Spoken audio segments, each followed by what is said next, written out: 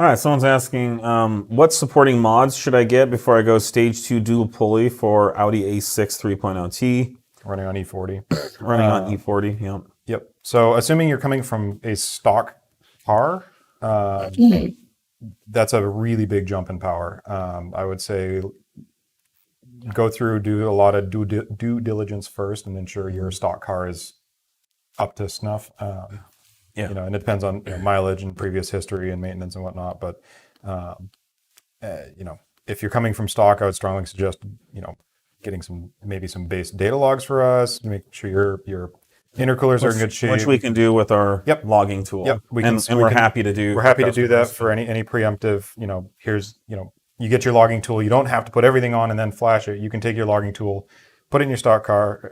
I would say plug it into your stock car. Yeah, they buy the file. And then, you buy your flashing cable, before they flash it. Before you get all the hardware on there, let's take a look at everything stock. If you have any questions on anything, and we'd be happy to look at your file there. And then you can incrementally, and then you can just go out and flash the stage 1 file the same day, and ensure that it can handle a bit of power. There's no extra work in doing that, and you can pretty easily ease your way up into a stage 2 dual pulley file.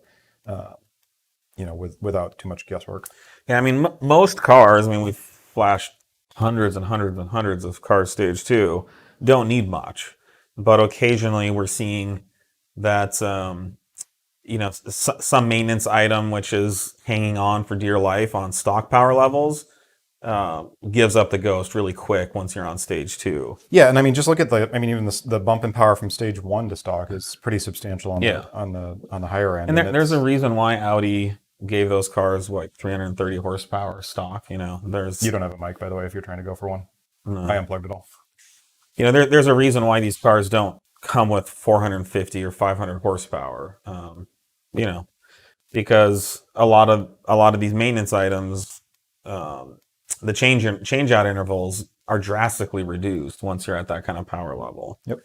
Let them know that we'll have a video coming out soon on the maintenance. Yeah, and that's a good point. We're working on some educational items around this because we have had some customers who have had maintenance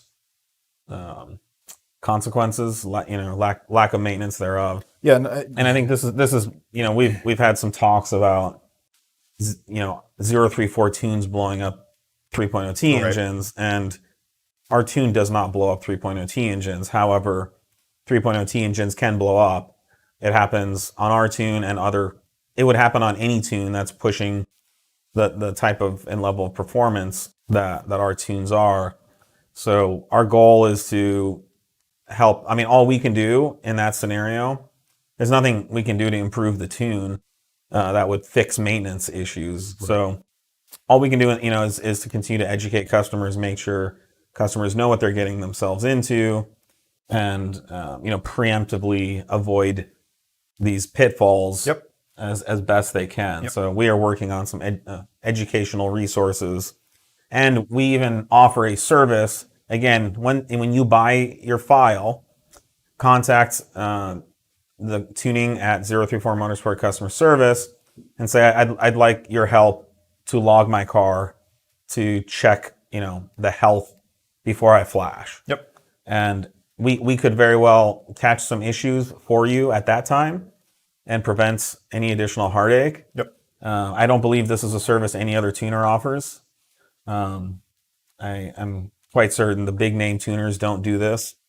So, again, our tuning is the best, safest tuning.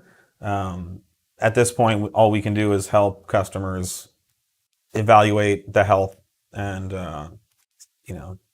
address any of those issues before they flash. Yeah. We don't nearly see this as much on stage 1 files.